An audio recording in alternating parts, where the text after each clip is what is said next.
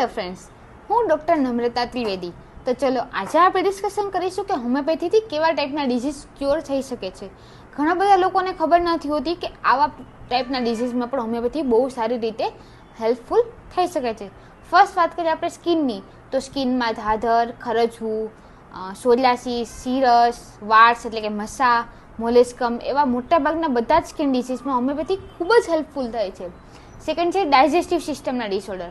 એમાં આવે છે ઇન્ફ્લામેટરી બોવેલ ડિઝીઝ છે, અલ્સરેટિવ કોલાઇટિસ છે, ઇરિટેબલ બોવેલ સિન્ડ્રોમ, કોન્સ્ટિપેશન એટલે કબજિયાત, એસિડિટી, કેસ, અપચો એવા ઘણા બધા ડિઝીઝમાં હોમિયોપેથી બહુ જ હેલ્પફુલ છે. ધેન બ્લડના ડિઝીઝની વાત કરીએ તો ઇડિયોપેથિક થ્રોમ્બોસાઇટોપેનિક પર્ફ્યુરિયા એટલે કે આઈટીપી ઘણા બધા લોકોમાં જોવા મળે છે. આઈટીપી છે એ હોમિયોપેથીથી ખૂબ જ સારી રીતે ટ્રીટ થઈ શકે છે.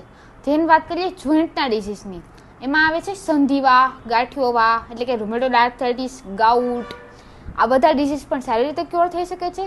પછી વાત કરીએ આપણે ઇન્ફર્ટિલિટીમાં જો એન્ટી મુલેરિયન હોર્મોનનું લેવલ ઓછું હોય, મેલ સાઇડથી sperm count, sperm motility decrease હોય, એવા બધા ડિઝીઝમાં પણ હોમિયોપેથી બહુ સારી રીતે હેલ્પ કરી શકે છે અને પેશન્ટને સારામાં સારા રિઝલ્ટ આપી શકે છે. Thank you.